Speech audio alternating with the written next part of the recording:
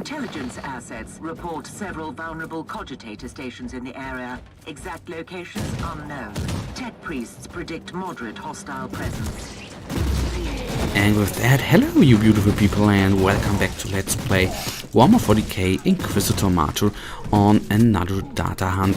I actually wanted to do a different kind of mission, but honestly the other missions were in the 350s, which is by now a little bit too high for us. And I was thinking, let's then just do another data hunt. That shouldn't be that bad, I hope. But here we can see we already getting quite the damage at us. So let's switch back to the pistols and see what we can do. Come on, you annoying one.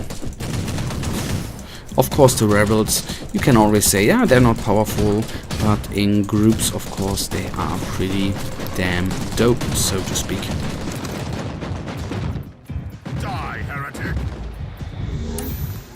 Just a little black bearer there, let's take him down. We of course take the credits with us. The first cogitator is right around the corner, and the greatest part of all, we have frag grenades at our disposal. And now again, do you call it, is that the brain muscle? I'm currently so used of not using the disposable items there, but now I again need to get used to it. And there's even a new animation.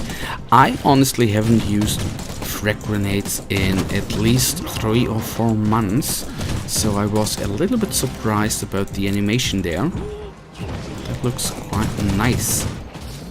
And against the rebels it has the desired effect, which I've been speaking about 2 episodes ago, I think, where I said only the cyclone missile launcher there against enemy groups is not enough. Now with the frag grenades you can throw them in the rebel groups and then just watch them explode. That is pretty damn amazing and helps you out in the game. Alright, there's the cogitator, and we shall call. Point of entry established. Harvesting data from compromised network. Warning, hostile units inbound. Do we care right now? We do not, at least I do not. Alright, here the cyclone missile launcher is the right tool, although that is where I need to get better at, is shooting at corners. As you have seen, we did hit one, but the other guy we nearly didn't hit at all, so there I need to aim better the next time. And I needed to take my little inoculator there. It's not bad because there on the right side we have a refill pack, so I do not feel bad at all with using it.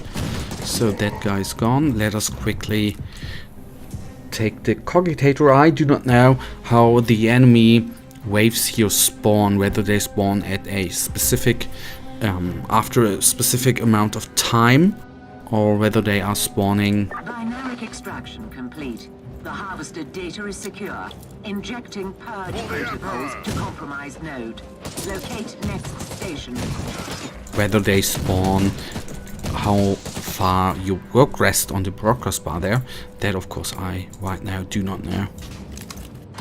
I would guess they spawn after you've reached a certain percentage in the progress bar. I guess that makes the most sense for me there. Important part, I need to take the grenade supply pack with me, because we are now using them. That is quite nice.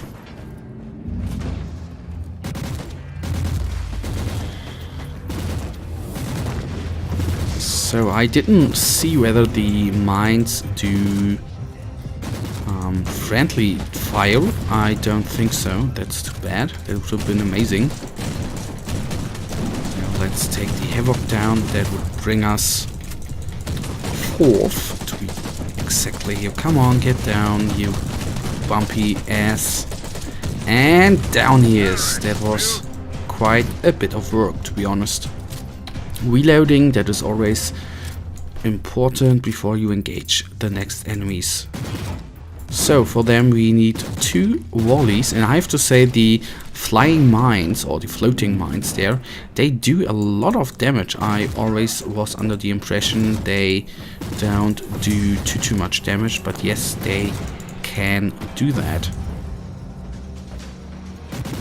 And that is nice too, that we have more range. Of course, a flamethrower is always something like more a close combat weapon, but I would say that the autogun hasn't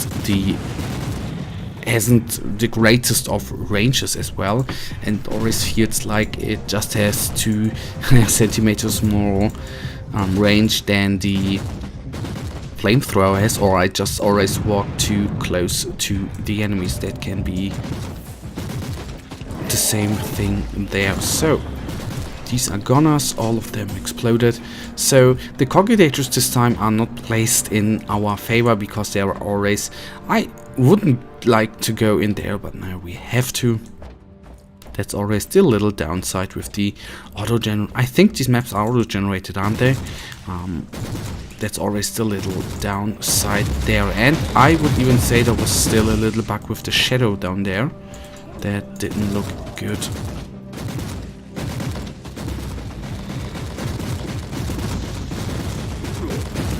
Gone they are.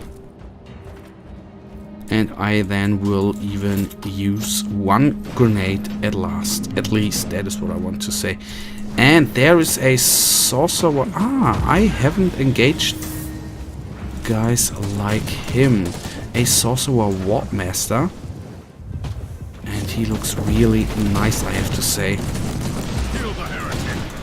And there we of course have with the Chaos as enemy, there you have such a large amount of... Wow! Did you see that? That was absolutely insane.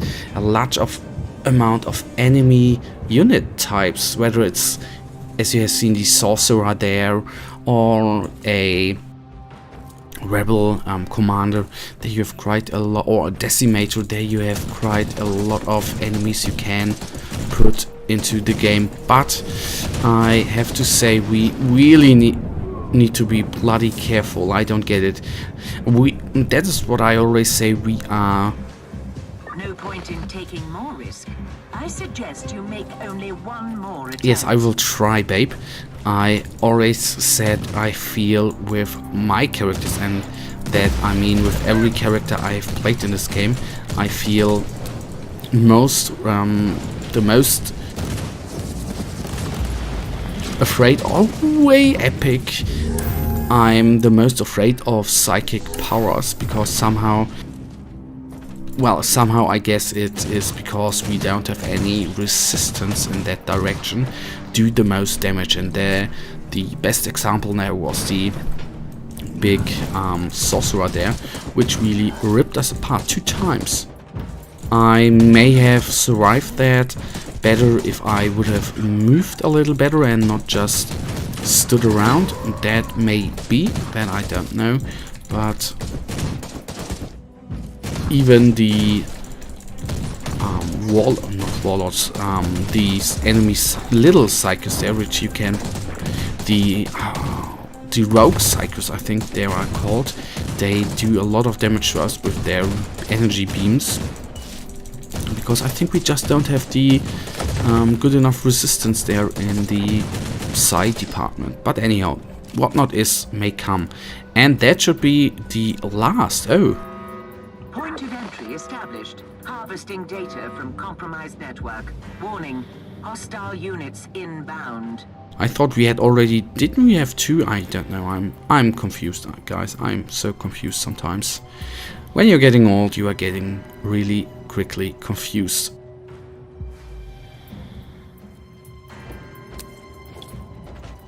Recoil unclean. I think we did good damage there. Let's see how much our... Okay, that was good. Both of them hit decisively. That is always nice. And they won't do too much damage to us. Let's quickly bring this guy down to his knees where he belongs. And I definitely need a inoculator. Die, heretic!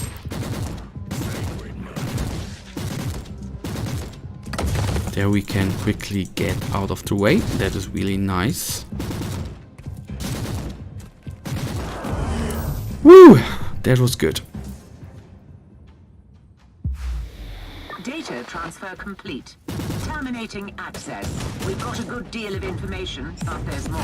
Locate other cogitator stations. And there I don't want to say anything against the UI design of this game. I honestly did not count because there I was a little confused how many cogitators we already have gone to and data actually collected. I always would say, I mean, you know, it's light out. I get it, and if you go to the cogitator, the light gets on. I personally would have, well, the other way around would be better for me. But anyhow, that's just the little psychic there. Oh no, a chaos chosen, so he looks like trouble. What we can say there, he can throw 3 bloody grenades, man. I really like the little bosses we have now in the game. We haven't faced too many of them before, so it is pretty nice to have them here right now. But we are almost dead, that I can tell ya. That's too bad. We failed. Not yet, but I think I went in the wrong direction here. That's not good. Kill the heretic! These guys are really heavy. And that is the thing. The weapons here move often very fast, like the 3 grenades you're throwing. I think they are flying faster than my grenades. There you can't even get out of the way. So, that was it for this mission, guys. At least. Data harvest failed. Unable to access hostile network. Field agent compromised. End of log entry. At least we have found, I think, a nice weapon.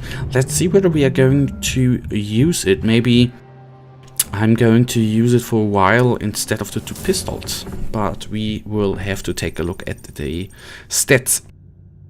I know we already had legendary weapons before, but let's see what this is actually all about. 80, and that is quite heavily. Let's see what happens.